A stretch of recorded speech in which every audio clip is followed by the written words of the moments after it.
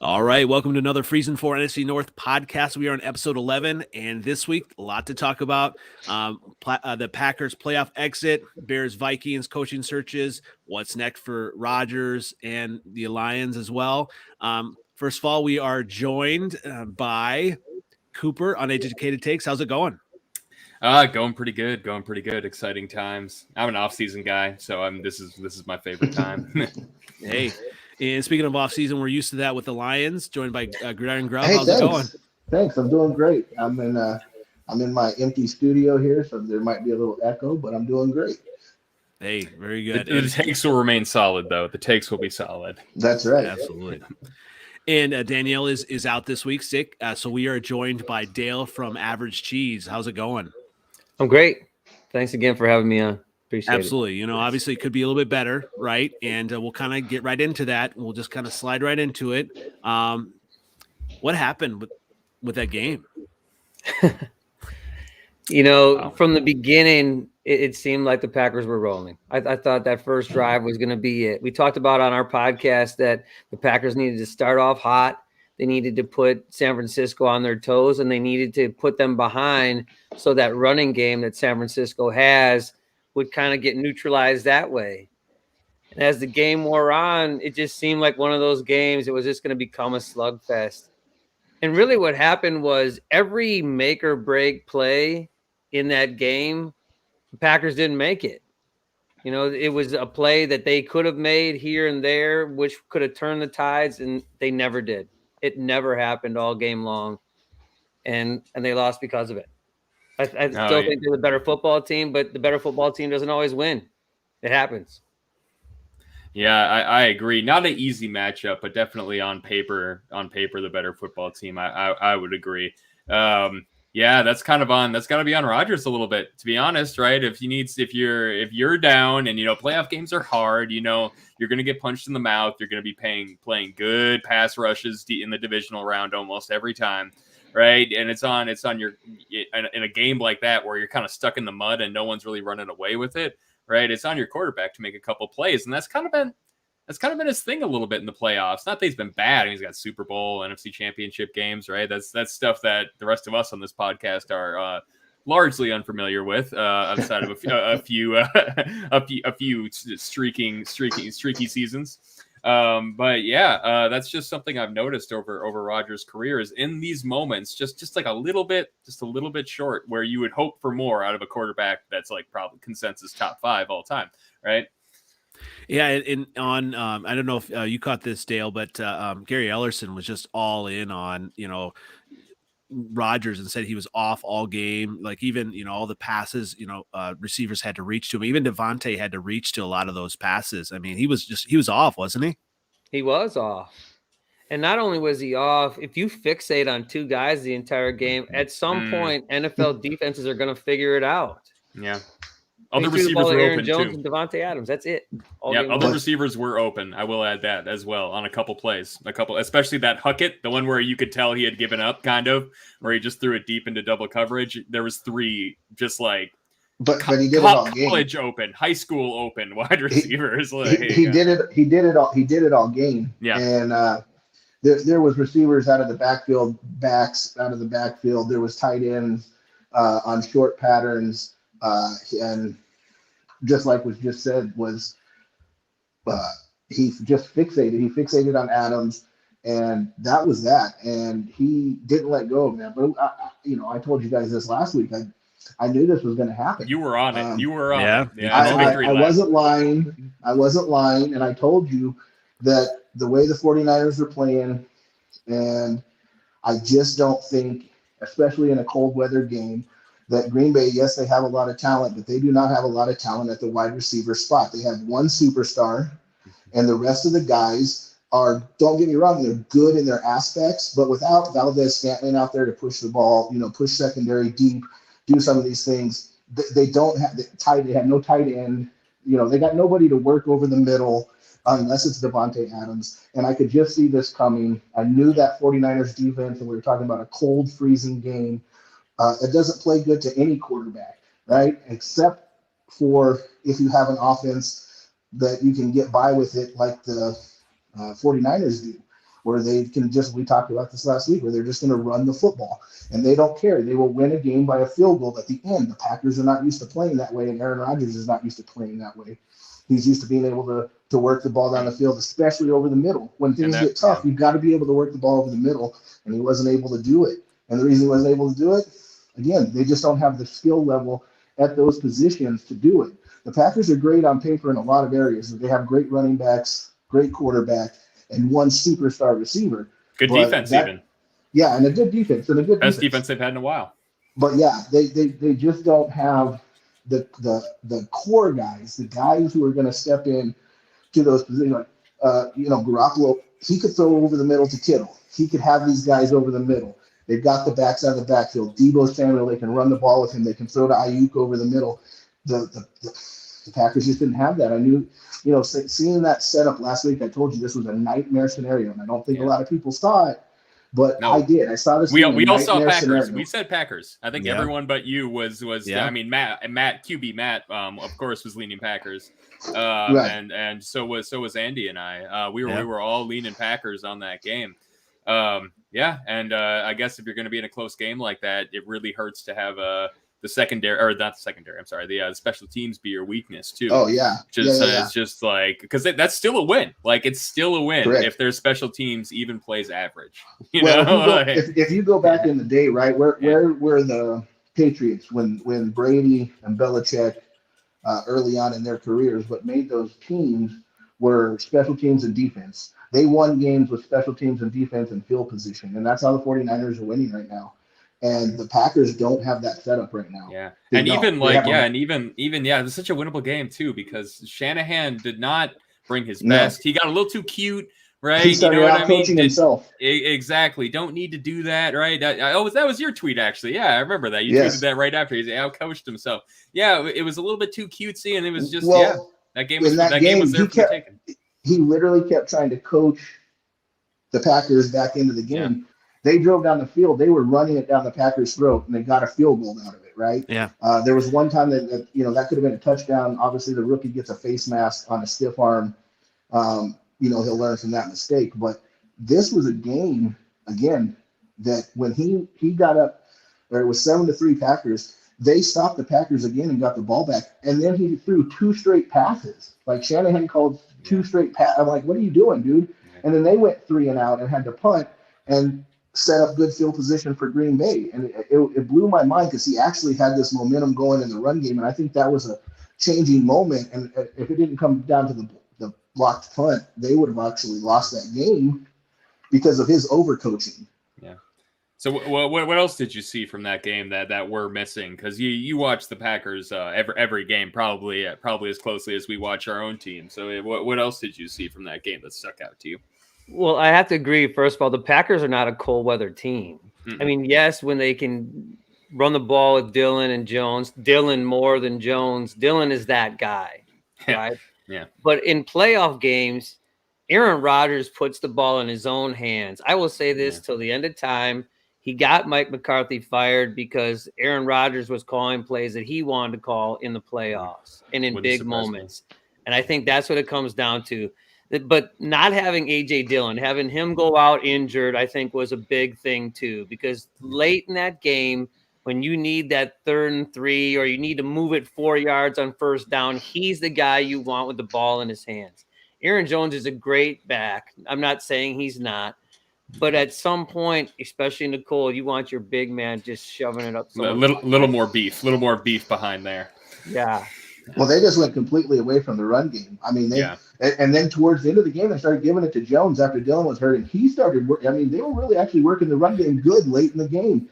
And I don't know if that's an Aaron Rodgers thing or an offensive scheme thing, but they literally, when it mattered most, Aaron Rodgers again started chucking it deep and throwing the Devontae in triple cover. I mean, they were trying to see was triple covered. They were playing the drop cover 2 zone under him, right? And they had a quarterback underneath. They had the safety over top. They were having a linebacker basically shadow him in the middle of the field, and Rodgers just kept chucking it to him. And the whole way. It wasn't going to work. Yeah. So is this game different if, obviously, Tanyan plays, if he doesn't get injured, and then also Bakhtiari? 100%. I don't understand what the Packers did with their line this week. That was the most bizarre thing. Billy Turner comes back after being hurt for however 6 weeks or whatever. He plays right tackle for the Packers. Josh Nijman had filled in for David Bakhtiari for the longest, right? For it's pretty much the entire season. And all of a sudden, Turner comes back and we throw him on the left side where he hasn't played since the last NFC game. Sorry. Yeah, the line NFC shuffle. Championship game where he got mangled in that game. Like, why did we think that was going to work? Yeah. You know, guys play the side they play and they get used to the footwork on the side that they play. And putting them in that situation in a critical game, in a playoff game, made no sense. And then to not change when it's clearly not working. They could have. Oh, my God. They could have changed at any time and put Turner back on the right side. I think they could have started running the ball again and given Rodgers more time. And to go to what you said, yes, Tanyan over the middle is something we need. DeGuara getting hit square in the chest on that one pass. Yeah.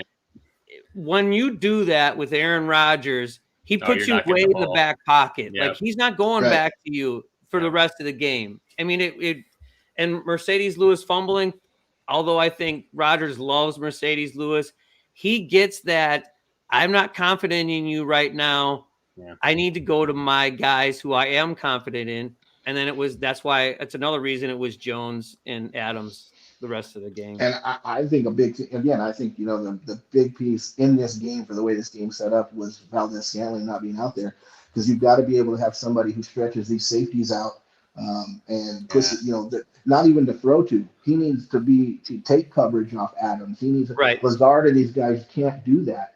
And Valdes-Scantling in a cold weather game like this, he has to be able to not stretch the field necessarily in some passes, but again, look how Aaron Jones got loose on a missed coverage right at the end of the first half. Right. That could have, if Scantling's out there and he's working that field and making these guys stretch and making these safeties have to make plays down the field and make sure they're in proper coverages, that was a big deal too. And Rodgers didn't have that. And again, he just kept trying to force them on that. Like we just heard, these guys make mistakes at the beginning of the game. And we know this as fans who talk about it, who don't just watch the Packers as a Packers fan. We talk about that. Like Aaron Rodgers, even in a game, will hold a grudge. And you drop a pass against him, he's going to grudge you. It doesn't matter if you're his teammate. He's not going to. And he's absolutely correct when he says he's not going to go back to you. And I would say, and on that, like from Packer fans, is Rodgers getting most of the blame? I think he gets the majority of the blame. Yeah. For me, it's real hard to just dismiss special teams. I mean, you know what I mean? Like, if I have to put a 1 and a 1A, my 1 is special teams. Rodgers is 1A. I mean, it directly special teams was 10 points, period. You lost the game by 3. I think that special teams should get more blame. That was the only way, by the way, and it needed to be a blocked punt and a scoop and score, because that the way that offense was playing, because the 49ers offense at that point in the game was really not looking crisp. They got stopped on 4th down. Exactly. Inside, they were going to get a field goal there. They were going to get a field goal if they didn't scoop and score. Just like we said, talked about last week. It's a play that doesn't get made. It's a play that should be made, and not necessarily just Aaron Rodgers. It's literally that's what's happened over his entire career in the playoffs. It's not just him. It's always a play for the Packers. Something disastrous happens, whether it's a punt block, onside kick, whatever you want to name it. They somehow, when it matters most, don't come through. And it's not just an Aaron Rodgers thing, but however, that does lead to Aaron Rodgers, because your team shouldn't be in that spot, like always in the playoffs. Like, when are you going to step up in the playoffs, and when are you going to be the guy that carries your team as a leader, as an all-star, as a Pro Bowl Hall of Fame quarterback? It is mind-boggling to see. That's what I told you guys last week. I'm not sure what Aaron Rodgers we're going to see come out, right? What game are we going to get from him? Because that's what matters most. You see, Brady lost this week, but for a lot of time in New England, right, this Hall of Fame special quarterback made the plays when they mattered most, right? Drove the team down the field when it mattered most. And their special teams made the kicks, right? And correct. But he drove the team down the field when it mattered most. It was Brady's show. Rodgers in the playoffs, he's done it, but then even sometimes he's done it, but he doesn't make the play at the end, right? Last season, right? Which broke Packers' hearts. Yeah. So it's the same kind of thing. When is he going to make the play? When is he going to be the guy that steps up and takes that team to that next level? Is he and more it's shocking. Is he more injured with that foot, than he let on? Maybe was that a factor as well? It's hard to say. I don't think so. I don't think so. I mean, maybe it's hard to tell, right? You're never in another man's body, so you can't tell how hurt he is, how many shots he's getting before games. Right. And we talked. We just said right. So there, not only were there open receivers, there were times where an Aaron Rodgers would run the football. He would scrap. He breaks outside that pocket. There was a lot of times he threw the ball away just over guys' head, like he just threw it out of bounds, just tossed it up over heads or whatever. And usually Aaron Rodgers, he'll take the 5, 6, 7 yards if it's there. And then line up. That's what he's been doing all year. That's what got him back to MVP, was taking the throws that were there, right? Not the hero ball that we saw in yesterday's game. Because in 17, 18, was it 19? Yeah, before they came on in 19, the new regime. Leading up to that new regime, he was decidedly not the same player.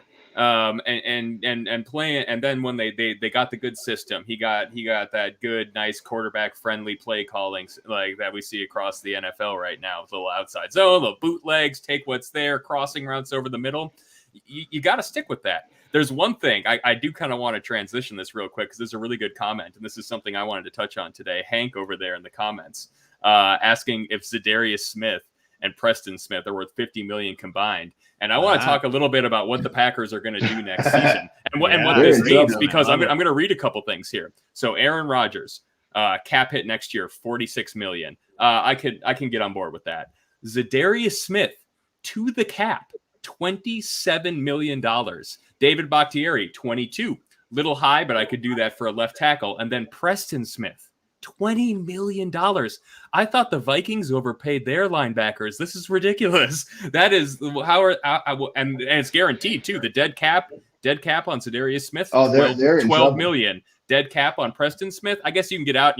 Preston Smith might be gone because his dead cap is only 7.5, and they're 70 million over. So where do you see this future? What do you see this team doing next year? Do you think Rodgers stays? I know Daniele is of the opinion he does, and a lot of people who come on the show seem to think he does. All believe he's gone when he's gone. But how does this team rebuild from this? Do you see them keeping this level of competition going forward? So in Matt LaFleur's press conference to end his season or whatever, he said that they're not going to rebuild. I don't see how they can possibly do that unless they've got some sort of magic and they start doing a J.J. Watt type contract with a bunch of guys where you're just adding years to the end that are just, not going to be played out. I think that Zadarius Smith has played his last game in a Packer uniform, and I think Preston Smith has also played his last game in a Packer uniform. Both of them. You just said. I do. I think that they're going to draft an edge rusher, and I think that they believe that they have something special with Rashawn Gary, and they're going to run with that. There's no way in God's face of this earth that they can afford Aaron Rodgers, Devontae Adams, and that roster that's currently there. There's no restructuring you can do to anybody's contract to afford all those guys and bring in other players. No, they're 40 over. I said 70. That's actually Saints. That's Saints. They're not in Saints territory, though, but they're pretty be. Close. They will be if they keep doing this. Correct. Yeah. Correct. Right. They can franchise Adams, though, can't they?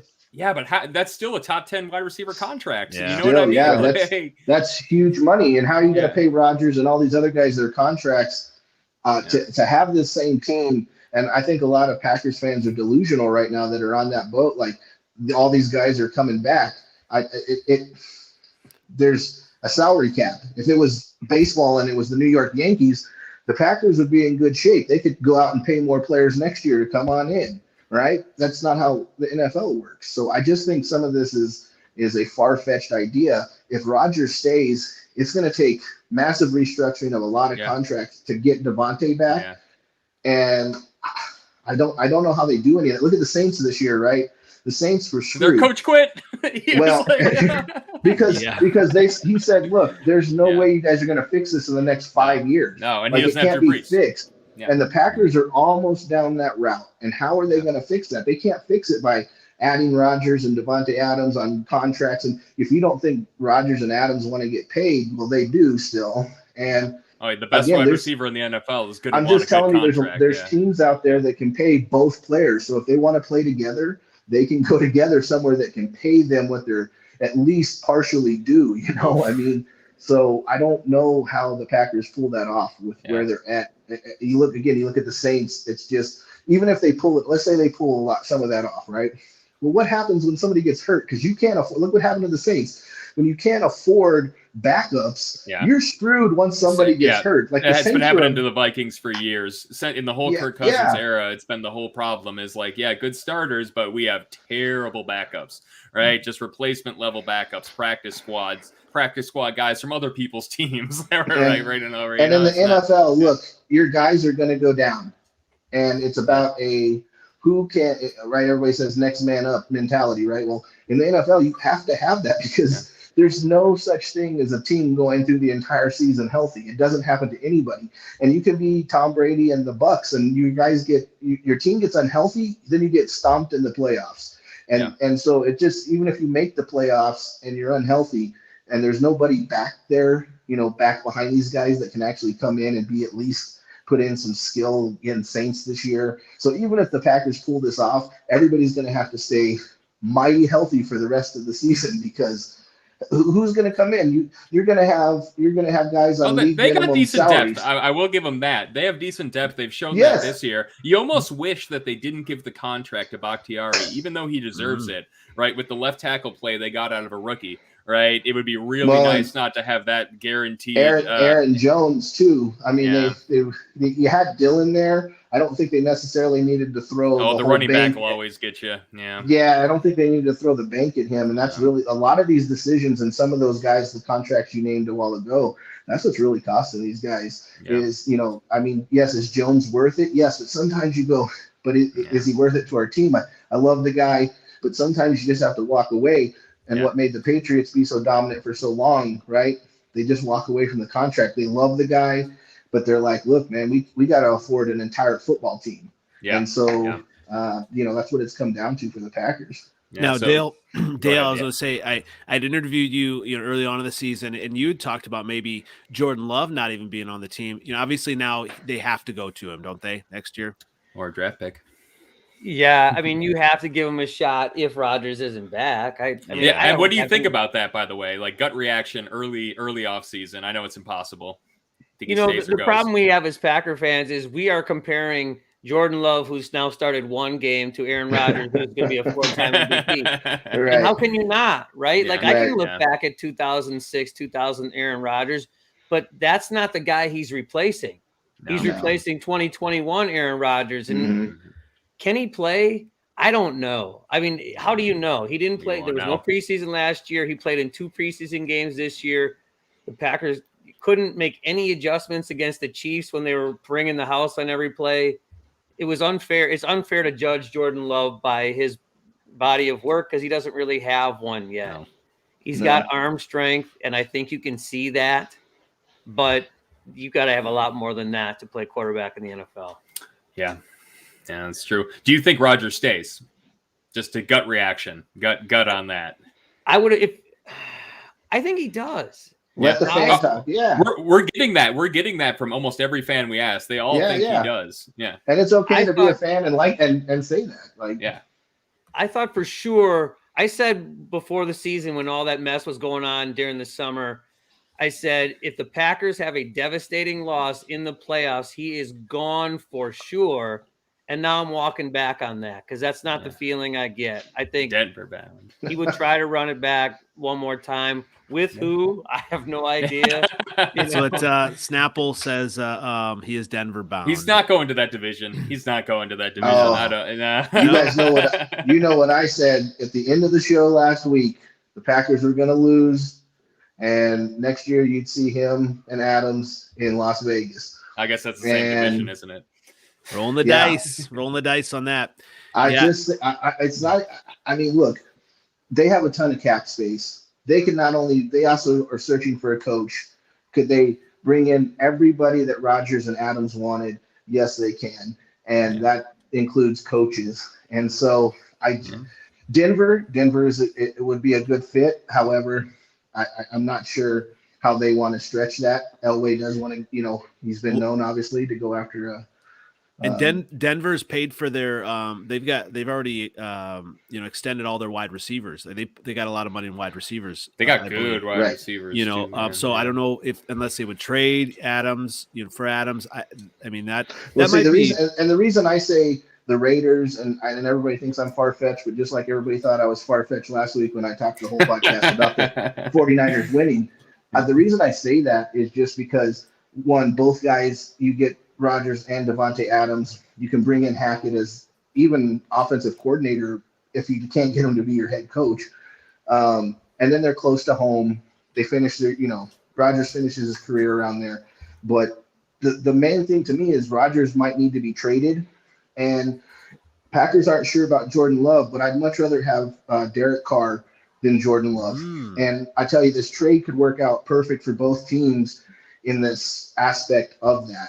And the reason that I see Carr, they're already talking, they talked immediately after the season, right, Carr is on the trade block basically underneath it all, right? Nobody wants to actually say it officially, but they've been trying that for 2 years. There hasn't been any fits. And I think they could actually not only get Aaron Rodgers, but they could get Devontae Adams and they could get Hackett all to come in there. And I know that it sounds a little crazy and far-fetched, but if you break it down on paper and look at what those guys could do together there, you already have a pretty good defensive line and a young defense that really stood on its head this year and made the Raiders what they were. They covered up a lot of mistakes by Carr. And, but again, if you wanted a bridge quarterback to bring guys in, we're going to have a good quarter. Like I've said a few times on the podcast over the season. This season, we don't have such a great quarterback draft. But next season and the following season, especially the following 2 years from now, you're going to have a really special quarterback draft. And so you need some bridge quarterbacks. So if Love is not it, the Packers could actually make out really well because let's say Carr comes to there and plays well and they bring in a rookie quarterback and they can even get something for Carr. So I know it sounds crazy and I don't think none of us see, but this is what we said again with Tom Brady. None of us see Aaron Rodgers not being a Packer. None of us. It doesn't matter if you're a Packers fan or you're whatever fan. I'll never believe it until it happens. I'll never believe it until it happens. But it could happen. And if there's a place that he wanted to go to bring, he basically make a lot of decisions on personnel as far as I want to go with Hackett, I want to go with Adams. That's a team that has a filthy salary cap to spend that could afford a lot of not just Rodgers and Adams, but could afford a lot of other things to help them out. And could there be, again, the Packers got to get rid of a lot of guys. There might be 6-7 Packers that move on with them. Like, I'm just telling you, it sounds crazy and a scary scenario, but it could really happen. Is it worse, from a Packers perspective to get Carr and be average or, not have Carr, try Love out and maybe be terrible, but have higher draft picks the next couple of years and have an opportunity to get a better quarterback? I mean, because as a Bears fan, we kind of lived that out. Like we were, just average for a while, not good enough to get, the higher, quarterback, whatever. And then obviously trading for Fields and stuff, it cost us. And which is kind of, I don't know, the better route. This is gonna sound super elitist, but I'm not ready to lose again. Like, it's been a long time. No team is. No team or fan is. No. And that's why, but look, we see what you see from Love so far this year. No, he doesn't have a resume to say, hey, just get rid of him. But at the same time, he looked really bad in several of the starts or times he came in the games. He didn't look very comfortable playing NFL quarterback. And we go back to where Aaron Rodgers came in for Brett Favre. He came off the field and Brett Favre went, hey, You're the guy. You're the guy. There was a Dallas game, if I remember correctly, where Aaron Rodgers, where I was myself as a Vikings fan, like, yes, they're gonna suck. But then, boy, was I wrong about that one. Oh my God, that was like 15 years ago now. We're talking fan speak. I'm talking, this is of all things, Favre. Favre saying, hey, because Favre, that's not his MO to give his backup quarterback some credit like that. Yeah. So we don't really have that. Actually, Aaron Rodgers and Favre, as far as how they treat their backup quarterbacks, is very similar. So, so if Aaron Rodgers came off the field or it was going like, love, this is the next guy, this is the next generation, you guys are set, we wouldn't even be having these arguments. So I have a question then, Dale. If Rodgers does leave, what will the T-shirt read? Obviously, it was Brent who when Favre left. What would the T-shirt look like for Aaron? Yeah, it'll have to have something with vaccines in it, right? I was gonna say like you done messed up. You done messed up. I'm going. What happens in Vegas stays in Vegas. Oh, it probably will be something with vaccines. Yeah, he just going on the Pat McAfee show. I think it's probably it's good for the media, but not you don't want your quarterback out there like that. And the last McAfee show, like, you have nothing to say about football. You're just gonna go right back to the whole I'm immunized and not back. What the hell? Why? No one cares, Aaron. No one cares about your opinion anymore about that. Talk football. That's why we all listen. That's why we all watch McAfee, to see what you're going to say. We don't care about, your girlfriend eating clay and all those kind of things. We don't care about that stuff. Yeah, so it's going to be an interesting offseason, for the Packers. Lots there. Obviously, the Bears and Vikings are already into the offseason, and here are Poles dance. Bears win Festivus GM battle for Ryan Poles. What do you have to say about that, Cooper? Oh, I think you're on mute. We can't hear you. I was on mute for a while because my dogs were barking. Yeah. First of all, anyone who takes Josh Allen over Patrick Mahomes, Hank, come on, you know the answer to that. Onto the Vikings offseason. Yeah.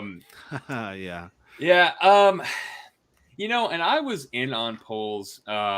He seems like a really good choice because he kind of has a mix of like that special Kansas City sauce, like that I don't want to analytical mind type of approach. But he's also a scout, and he played in the NFL, and he put together a really, really good offensive line with no help, right? Or with not a lot of time. Sorry, he had help, of course, but not with in one off season, right? They were able to take one pretty bad offensive line that cost them a Super Bowl and turn it around. And that's what I want from a Vikings, because our offensive line has been bad for a decade. So that excited me. And I know that like the buzz going in was like the Vikings job was the better job, but I don't like, in hindsight, like Minnesota people get like really defensive about weird stuff. They're like, our facilities are the best. It's like, Mina Kimes says that the Minneapolis airport is hard to get around, and people are like, oh, I'm going to kill her. So like everyone was like, oh yeah, our facilities are the best. I mean, our ownership is more stable and more just kind of savvy in general, right? They don't act a fool out there very often. So that I thought that was a leg up. The last GM had a 15-year run with the organization, made multiple mistakes, was not a bad GM, but made a lot of mistakes that most GMs don't make it through. Right, missing on quarterbacks, missing on centers in the first round, it's so hard to come back from. And so I thought that would be appealing. But then, when you start to think about it a little bit more, I kind of get it why you would go to Chicago, right? The Minnesota job right now is really difficult because one, you have to decide what to do with Kirk Cousins, and then you have to hit on the next quarterback, right? And that's your play. If you do it, great, and if not, you're probably out the door. Right. In Chicago, you have 3 years to develop a really toolsy quarterback, which might be really good. And then if that doesn't work, you're like, guess we tried, fellas. Let's go. I'm going to draft my guy now, right? And you still get to extend your job. Exactly, right? With the Bears? Oh, Yeah, okay. yeah, So yeah. I need Go to ahead. interrupt Yeah, on go that ahead. point. Yeah. That's just what we went through. That was the problem. And oh my gosh. And that's the thing. Like, obviously you talk about, the difference, between the two jobs. And the biggest thing I think with the Bears is, I wasn't quite sure who Poles was. And then, actually I went to Vikings Twitter and, and saw a bunch of things and how they had wanted him. And I'm like, and then that was kind of like, as a Bears fan, I was like, oh, okay, we want him. Yeah.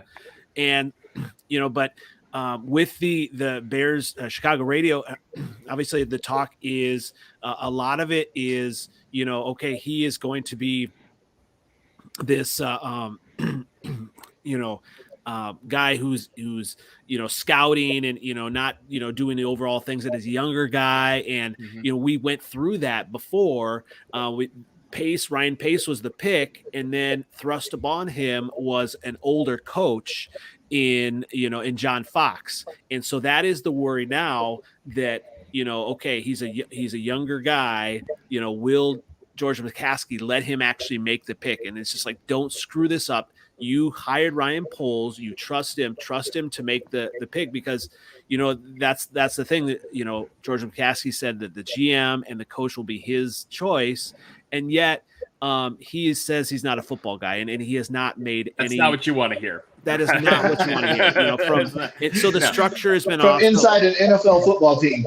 Yeah. So that's, trusting it. It's just kind of like you're excited, but there's a lot of good things from him, but you want to be able to trust that this is going to be the right hire here. And I think when you look at it, it does look like he is the winner. The Bears are the winner of the sweepstakes here. But really, it comes down to, can he make the right choice, and is he able to make that right choice? Because we don't want that repeat of, okay, we have a quarterback that's not our coach's choice, and he doesn't want to work with him. I mean, we've seen this before, and so this has to work, and that's the thing. You want to bring in someone who is going to work with Fields, or if it sounds like it's going to be defensive coordinator, we can kind of talk about that a little bit. Yeah, the coaching options are kind of, and that's when I heard about that, I kind of started to sour on the idea of Poles, because I don't know, right? A head coach, it's hard to choose. I'm just a guy, I watch football, I know a little bit. But I did not like the options of Quinn or what are the other two? Sorry, I'm blanking on them now that I'm on camera. For the Bears? Yeah. So it's Eberflus, it's Quinn. How did I forget? And it's funny because Chicago Sports Radio keeps calling him Campbell, but that's not Campbell. He's like, oh, that guy with the Lions, no, he's way better than Campbell, by the way. Way better than Campbell. Way better than Campbell. Yeah, he had those Lions teams playing really well. Yeah, Caldwell. Jim Caldwell. Jim Caldwell. I was like, who the hell are you guys talking about? Yeah, I was stalling there, but yeah. So the biggest thing, it sounds like obviously Dan Quinn, Eberflus defensive, and hopefully they would bring in the right offensive coordinator. Then and maybe Fields can pick the right person too and have a little say in that. The other thing is with Caldwell, it sounded like he had his second interview, and he actually, so this was from Jordan Schultz on Twitter. His interview went very well, says a source close to the situation. He was told that the Bears were impressed that Caldwell laid out an entirely new offense that would highlight Fields' extensive skill set. Yeah, right? I don't want Caldwell back in this division, if I'm being perfectly honest, because that Lions team, even when Zimmer was in here with his really good defenses, like his 15, 16, 17, he wasn't there in 17, but his early 14, 15, and 16 defenses, Caldwell with bad teams would pick those apart, right? And the Vikings would end up winning most of the time because it was the Lions. But it was not easy games like it was with Campbell, right? Where it was like, oh, you're really going to play a single high against Kirk Cousins? Oh, okay. Yeah, so I do not like of all the choices, and it's weird. I want Caldwell the most, and I forgot his name to even start this podcast, but he scares me because he's worked with good quarterbacks in the past, right? And he's produced good passing games with talented quarterbacks in the past. So that would be it wouldn't be my first choice if I were to choose a head coach, but as a fan who has to root for a team who plays against this head coach, Caldwell scares me the most out of all of those. Dan Quinn, would love Dan Quinn to come in and have like the 25th ranked defense for 5 years. Like, you know what I mean? Caldwell. What do you think, Dale, as a Packer fan? Whatever coach they hire has to be a guy with a plan for Justin Fields. You just basically put all your chips in the middle of the table with him, and he's got to be great. And if he's not, the Bears are going to be terrible for a lot of years to come. So if Jim Caldwell has a plan for Justin Fields, that's a great idea. I really thought that Ryan Poles needed to look at offensive guys. They had Matt Nagy, and you start like, oh, we had an offensive guy. Now we're going to pick a defensive guy because that didn't work for, 4 years or whatever. That's how it's done. Yep. So now we got to go in the other direction. I don't agree with that. I think they need an offensive mind that needs to develop Justin Fields. If you don't do that, I think you're making a huge mistake. So here I think of what I've heard, and I actually end up interviewing a Bills guy, obviously before last week before the playoff game, and it was interesting because I asked him, who would be the better coach. Who would you choose if, your coach decided to retire? Would you choose Brian Dable or would you choose Leslie Frazier? And surprisingly, he said Leslie Frazier. And mainly because, and obviously I got Cooper, shaking his head here, but because number one, Frazier, would bring the team better. Right. Yes. And then also the offensive coordinator that has been connected with Leslie Frazier would be actually even a better option than Dable. So, when you think about it, and that kind of swayed me because I was like, yeah, I was thinking offense too, Dale. But then if you get the head coach who's an offensive guru, like they try with Nagy and it flops, you screwed. You got nothing. So here you can, and I don't know if this is going to work, but if you get a defensive guy and then you get an offensive coordinator, it doesn't work. Then in offensive coordinator doesn't work, then you can be like, okay, well, we're going to move on to another one. I don't know. The issue with that is that having ridden the Leslie Frazier brief ride of the Leslie Frazier coaching experience, he had the last ranked defense in the league with the Vikings in 2013. So that sours me, and that doesn't necessarily mean a lot changes, So maybe that was a fluke. He's very well loved. Everyone loves Leslie. Everyone loves But why wouldn't you bring in like Dable? Right, as a head coach, I don't like any of these guys on this list you have down here at the bottom of the screen for the Bears. I really don't. And I've talked about you guys this in the last 3 and 4 and 5 weeks. I don't understand. You don't have to bring in the guy and he calls the head plays. Calls the plays too. That seems to be this thing in the NFL now. Like you've got to bring in the D coordinator to be a coach, and he also now calls the defensive plays. Or you bring in the offensive coordinator and he calls the offensive plays, but they're also head coaches. You don't have to have that. Like it doesn't, to me, you don't have to have that. You can have a head coach who comes in who can help develop Fields. And that's what I told you. Now, if Caldwell comes in and he's got this plan for Fields, and just like we just heard, then that's a great thing. You need people who are going to plan around Justin Fields. And you don't have to have the guy call the plays. And it just, if you look at a lot of these teams, this is why they fail. I know that it works in some places, but in a lot of places it doesn't. Some of these guys are good coordinators, but they go to be a head coach and they become bad coaches because there's so much responsibility as a head coach. It's not just calling the plays on offense anymore.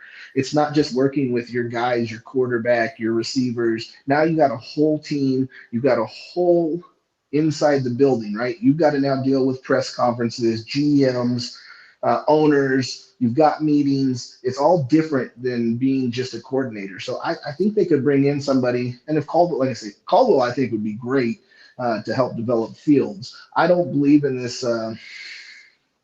Again, somebody like Frazier, he's had his opportunity, and I don't know. I just don't see him being that fit. If I was going to give a guy a second chance as a defensive guy, it would be Raheem Morris. As a head coach. Agree. He has proven himself now, and he's even come out and said it publicly. Like, I learned, like I was too young and too green for getting that first head coaching job. Sometimes it does take a couple tries. It takes a couple tries sometimes, for sure. But I think in the NFL they try that a lot. Go ahead.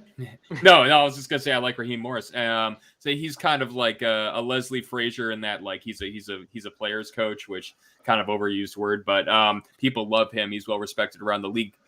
Players respond to him, but he's had a little. I don't know what it is, actually. Now that I think about it, I can't quantify it. Maybe it's just because I've seen what it's like with Leslie Frazier, and that's the difference. Because they've actually both enjoyed success as coordinators. And Raheem Morris, though, has been both. He has worked on both sides of the ball. So that's one thing that I think sets him apart a little bit in that discussion. Is he's that's what I'm talking about. Passing game coordinator, right? And that would be something that's a great thing for a head coach to be, I think, instead of the offensive play caller, like you've been saying, and Dale was saying as well. Where you don't need to necessarily call every play as long as you have like your fingerprints on the overall plan of the passing. Yeah, correct. Well, and that's just the same thing in Kansas City. Look at Andy Reid. Yeah. Andy Reid calls a lot of plays, but there's a lot of Bieniemy in there. There's a lot of those things going on that even down in Tampa Bay with Arians and Leftwich. Arians isn't a full-time coordinator, but he has a lot of say of what goes on that offense during a football game. But look at those coaches who have that success, right? Like that's what these guys, a lot of them have success by learning that they don't also need to be the complete play caller as a head coach. And I worry about Dan Quinn and especially Eberflus. Like he's never done it. Quinn, maybe he learned from his mistake, right? Like they put too much on their plate. They expect to be the D coordinator and head coach, right? Yeah. It was too much on his plate in Atlanta. And the defense suffered from that. Leslie Frazier, over and over again. Defense suffered for that. Raheem Morris, defense suffered for that, right? Mm-hmm. These guys get there and it suffers. Even at times, again, yes, the Rams look good right now, but McVay, sometimes he suffers from that because he there's a lot of responsibility as a head coach. Yep. Absolutely. Well, kind of, moving on to the Vikings, right? Oh, yeah. Awesome. GM and coach search, let's go. Yeah, sure. You betcha, As a Lions fan, it's nice to not actually be in this GM coach discussion. You guys are the offseason. You guys are set. For the offseason. No, come to that time. It's going to be, I think I saw it's been a year since that epic, Dan Campbell intro. I mean, come on. Yeah. The memes were excellent. Talking about knee biters, man. That's classic. Oh my God, man! That was such a good press conference. Okay, so moving into I got to get some Lions in here. Okay, thank you. I know it's fair. It's fair. All right, and I'm out. No. Okay. And so Vikings hire Kwesi Adolfo Mensah. Might be Kwesi. We're pretty sure it's Kwesi. If you want to call him Cam, that's dumb. I'm just gonna say it right now. You should rethink the way you. This isn't the NBA, right? Not everything needs to be a 3-letter. Anyway, so I'm glad we know he's 40 years old because for a long time it was like he's either 32 or 40, and he's like, wait a second, he's got a lot of degrees to be 32. or even like 28. Yeah, right. He looks pretty young. He looks really. I gotta give him credit. Yeah, and he had he's had an interesting. He is very much not a football guy, right? Not the scout. Comes from what we'd like to call an analytics background, though he doesn't call it that, so I feel weird calling it that. He's like, I don't really use that word. I don't know what in his press conference, which I loved. But yeah, so came from Wall Street, has an economics background, right? He has an economics PhD or from Stanford, I think, might be a master's. Princeton, Stanford, yeah, both. Undergrad from from Princeton, graduate from Stanford, yeah, in economics, traded in energy derivatives, which I can pretend like I know what it is, but it sounds smart, right? And then he got a job with the 49ers in the early 2010s, and he was kind of a part of building that roster, and I really like. And then when he went from there, he went to the Browns as well, and they have a similar blueprint. And I actually really like that blueprint from like a team building standpoint. Like we were talking about the Packers salary cap, right? That's never how it would go down under for the 49ers when they were really good and then pretty bad, but then really good again. And that's not what it was like for the Browns either. Those teams invest in the trenches first, offensive line, defensive line. We're not paying $20 million to the linebackers like the Vikings and Packers are, right? We're not paying, we're not franchise tagging our second best safety. They're not giving out massive contracts to one running back. They'll give a few contracts out to a couple mediocre ones who can find a gap, which is all you really need in the Shanahan system, right? And I really like that team building strategy of focusing on the trenches and building out from there, right? So you can spend a little money on the quarterback, you can spend a little money on some wide receiver and some skill position players, but that trench style of play has been so successful these last few years. I know the Browns kind of fell apart this year. I think that's because Baker had just a terrible year, injured. Like if your quarterback plays like crap, it's whatever. You can't do much about it. It doesn't matter how good your trenches are, right? But both those teams have excellent lines on both sides of the ball, and that's how they win games. And I personally love watching that style of football. Like I love watching like a really fun run attack. Like Shanahan puts out there, and like Stefanski even gave us and has given the Browns. So I'm a fan of that strategy. I know he worked closely. I know collaboration is like the biggest buzzword ever. So that's probably how he got the job. They just had a clicker, like whoever says collaboration the most and gets the job. But I'm looking forward to see what he does with this roster, because this roster is constructed antithetically to the way that the rosters that he has had a big hand in shaping have been, right? We are not paying the offensive line anything. We're paying the defensive line, but the wrong way. We're paying 2 nose tackles $10 million each, and then no one else anything. Danielle Hunter needs to be reworked, right? We have a very expensive quarterback, the exact same percentage of the cap as Aaron Rodgers takes up next year, by the way, and you don't want that if it's not Aaron Rodgers. And we have big contracts for running backs. Big contracts for safeties. Harrison Smith just became the highest paid safety in the league at 32 years old. Guaranteed. What are you doing? Like, those are the kind of contracts. And like, I've talked about Kirk Cousins and how his play and contract affects this team. But I feel like maybe I've neglected some of the other things, like paying Anthony Barr, paying Kyle Rudolph, paying Dalvin Cook. It's like, pretty much if your jersey's sold, you got a market deal contract into your 30s as a Viking, right? You got a top of the market deal, and you just got that check if you sold jerseys, right? And I would love to see him come in and just shred that roster building strategy. I want to trim the fat, and like you guys know that I've been out on Cousins for a while, but I'm out on everyone now, right? If you are not burn it down, not all of it, right? We have good pieces on the offensive line that are cheap right now and are gonna get more expensive, and that's fine. We need a center and a guard, right? Our defensive line not very good, even though we spent a weird amount of money weirdly on it. But no, get rid of Anthony Barr. Gotta get rid of Harrison Smith. And there's a couple of other people we need to have hard conversations about. Dalvin Cook's money is pretty much guaranteed 100% this year. Could trade him perhaps, right? And then it gets into the really hard conversations of what do you do with Danielle Hunter? Because it's either he's an unrestricted free agent or he gets $20-something million this year. That's the way they worked his contract. A really weird contract extension. And then what do do? Not if you're him. Yeah, right. No, if you're him, it was great. But I mean, it was good for both sides. To be honest. Yeah. In fact, I would like his agent for all of us. Yeah. And his agent's really weird and like it's like aggressive, but in the wrong way. Anyway, I'm sorry. As you're kind of going through this, the light bulb goes through my head. Yeah. How many steps are we away from the Lions winning this division next year? Not as many as we'd like to think. If Aaron Rodgers leaves, and the Vikings, try to tear down. I don't know if we're gonna tear it down, but like there's players that are good. Well, then you even have Bears though too. Let's be honest. I mean, the Bears have a defense to work with and a young quarterback, and if he comes around next year, they'll be pretty dangerous too. But if the Vikings tear it down. And Rodgers leaves Green Bay. I mean, it's almost like winner by default, right? I don't know if you've ever seen the episode with Homer Simpson where he says my 2 favorite words are default, because he wins to be an astronaut by default. And it's kind of like the Lions might sneak in by default, right? Like, maybe a wild card at least, we'll see. Yeah, I don't know, and I feel like similar. Like the Vikings are only $12 million over the cap, so we're not as bad as like the Packers and the Saints. But I feel like the players that we would have to cut to get under.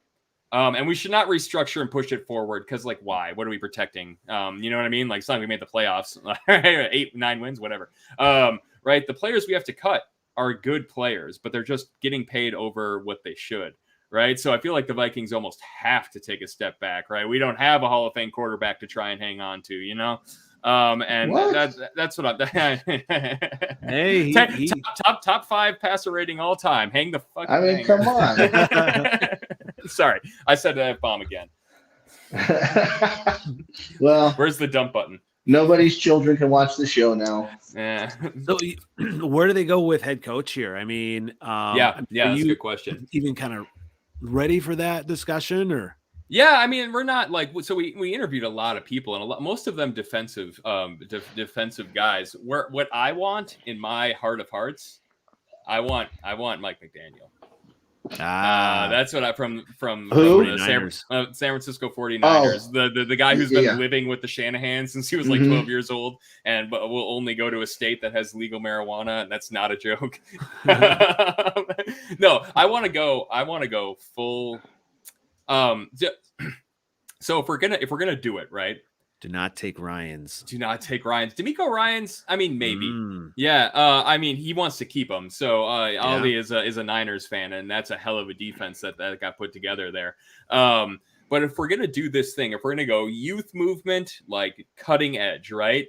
Why not just take a full stab at it and go for like the guy who's been living with the Shanahans his whole life, right? And put together a really interesting offense on a weekly basis, especially with the personnel the Vikings have, players who can get open over the middle, good run blockers, a good running backs, right? That could be a really Wongwu. You know what I mean? Like we got Dalvin Cook, Wongwu, and Alexander Madison.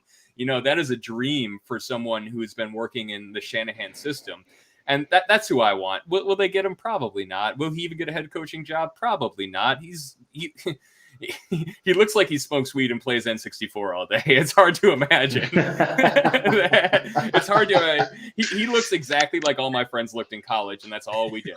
Well, that's the picture you shared on Twitter the other day, right? Or I think you said somebody's post that said, "Can you tell me what this guy does for a living?" or something like that, and everybody had guesses. My question is, and this was on the Bears as well, and maybe this is for you as well, Dale.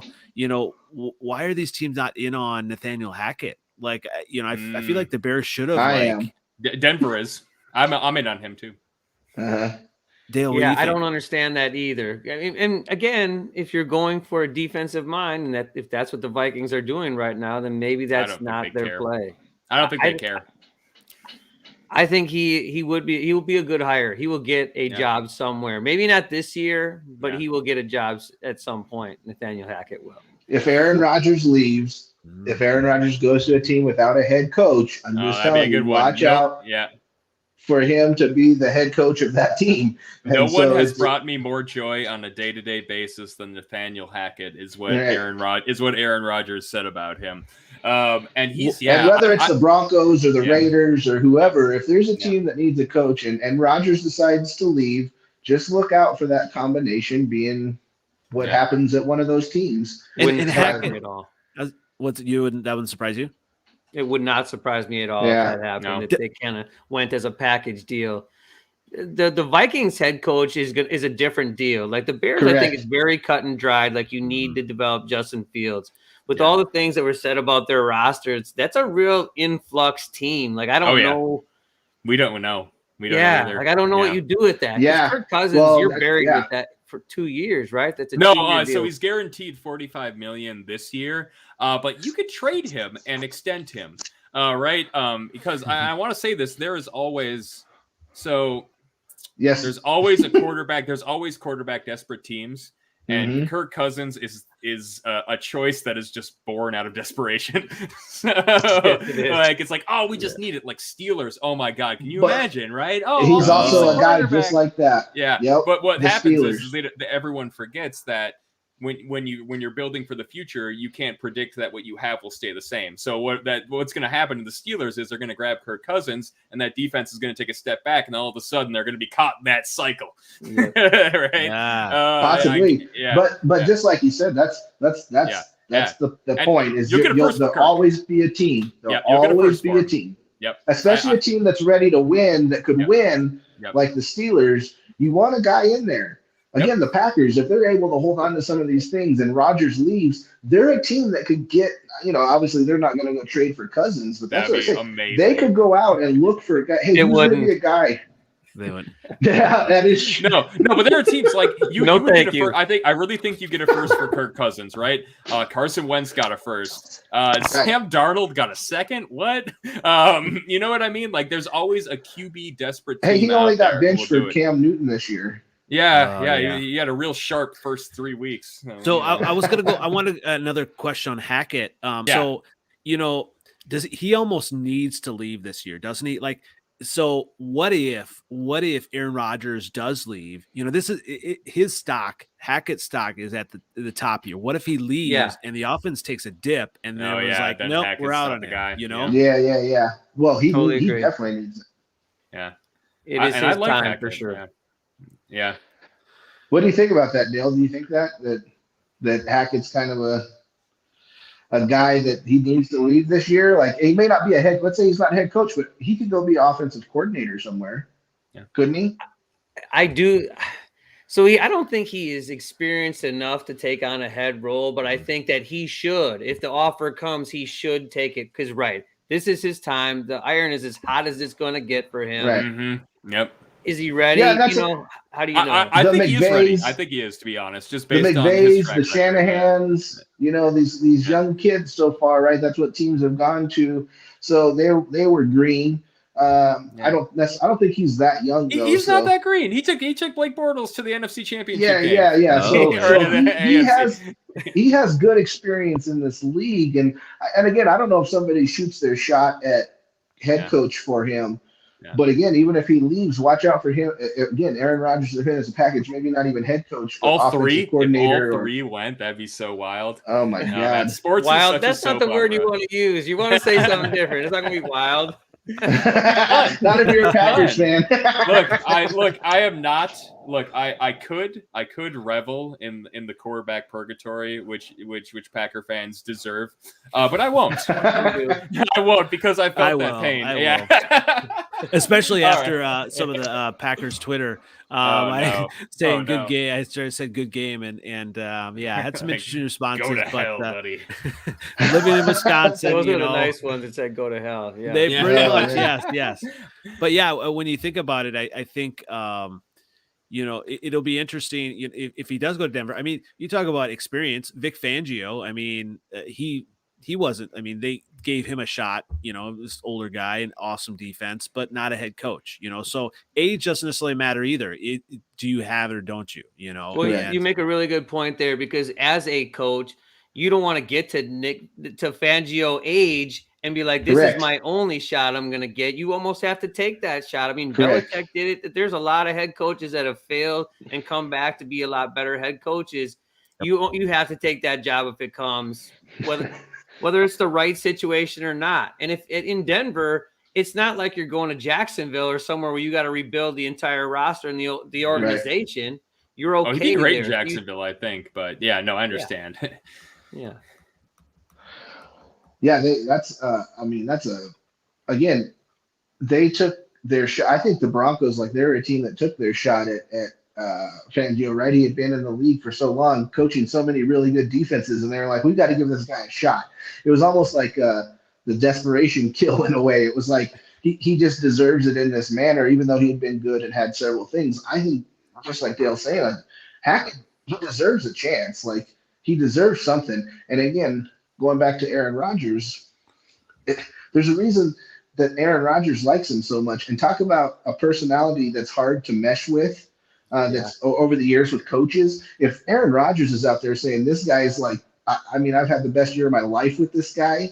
He's had a lot of NFL. Yeah, I mean, that's again how I said earlier with the Brett Favre moving on to Aaron Rodgers saying, "Hey, you're the guy." Like, if Aaron Rodgers is saying that, he's not usually one to kind of go, "Hey, I really like this guy," just to say it. It's about himself. Yeah, oh my God, you stuck that one through almost. Oh my God, that's awesome.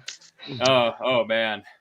Yeah, All so right. lots of decisions. The Bears will probably be one of the first dominoes, I'm thinking, because none of these teams have been really in a hurry, and maybe that's a good thing, to make the right decision. The way it should be. Yeah. That's been the problem in the NFL for a long time now. It's become a cancer in the league. Nobody gets a chance to actually build a team or franchise. We were just talking about the Browns, right? The reason the Browns are good now is because of the regime before that got all the first round picks. They got all the salary cap cleaned up. It had nothing to do with the what's his name that just went to Minnesota for GM. Kwesi Adolfo. So these guys are getting all the credit for what actually was set up for the regime before, because they didn't actually get to finish what they had set up. And it's been a cancer in this league, and it just continues and continues and continues. And as a Lions guy and a Dolphins guy, we watch it over and over and over. It's funny because I've been waiting as a Vikings guy. I've been waiting, fire these guys for the love of God. But it's like, but that's the way it should be. That's the way it should be. They had their chance to build a long-term, and that's why you keep talking about ownership and the Wolves being great. They gave their guy a shot. They gave the team a shot. Two shots. Yeah, and so the Packers have done that as well. They're a great organization that's like, hey, they gave Holmgren, all that time, right? They gave McCarthy all that time. Like, they gave him a chance to be something great, and they don't do that in the NFL anymore. Like, people want to just get rid. If you haven't won a Super Bowl in 3 years and you came into this team that was garbage, all of a sudden they're like, it's not working. It's not working. Get rid of the GM. And you're like, wait, I'm still working with the last guy's crap contracts and the crap that you gave me. Like, I'm still working with that. That's why we're, I know we're excited, Coop. Your mic's cutting out. Your mic's cutting out a little bit there, Grubb. The excitement, I think your mic picked it up. So I actually I had one quick story too. The Bears GM arrival story. Just a quick, it was kind of, when Ryan Poles, came in to Chicago. It was kind of a tell that, he was going to be the guy. George McCaskey actually came to the airport, had a sign with his small town name on it. George McCaskey himself waiting at the airport, picked him up. And so he was, video and pictured walking through the airport with Ryan Poles, in his Bears get up with his Bears mask on and his Bears colored sneakers, all of this stuff. So it was so cheesy. It was really cheesy. And so the joke on Chicago radio was like, don't we have a car service for that? But evidently the big thing was because, Ryan Poles is kind of a small town guy and everything, that they wanted to be folksy and, this is a family. And so that's why I hope it turns out right. I hope he's the right guy. But the other story I had for that was with Ryan Pace when they brought him in. They actually had him. They didn't do that for him. They had him take a hotel shuttle to Hallis Hall.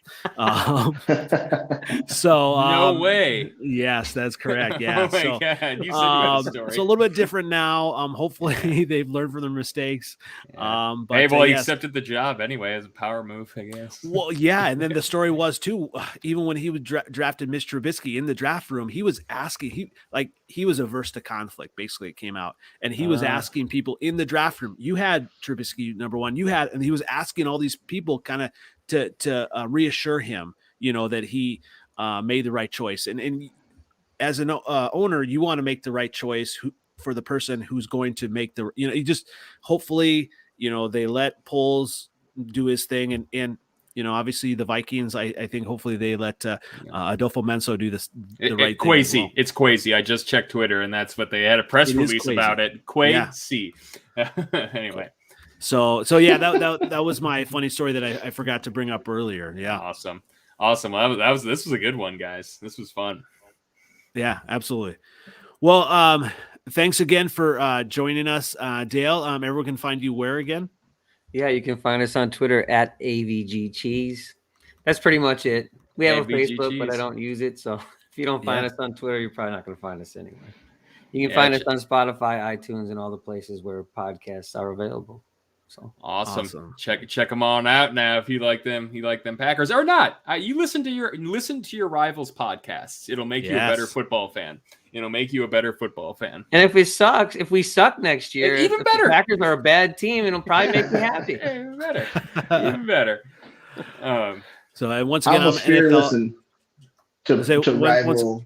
Yeah. Go ahead. No, I'd say I'm NFL outdated, but what were you gonna say, Grubb? No, it's all right. Go ahead. It's past its time. He's NFL outdated. I'm uneducated take. So we got Gridiron Grubb over there, usually the king of production value in the middle of a move. And honestly, pretty good job on the phone, to be honest. Like I did a show on my phone once, and I'm actually wow, it looks way better when you do it somehow. I don't know, man. Yeah. Awesome. It works. And thanks for joining us. Really appreciate it today. Check out Average Cheese. And thank you so much. Y'all have an awesome week. We'll see you next week. We're gonna have coaches next week. I bet we'll have coaches next week. Better have them, yeah. I'll be in Florida next week, so I'll see you from there. Ooh, enjoy that move. Cross country. All right, man. All right. See you.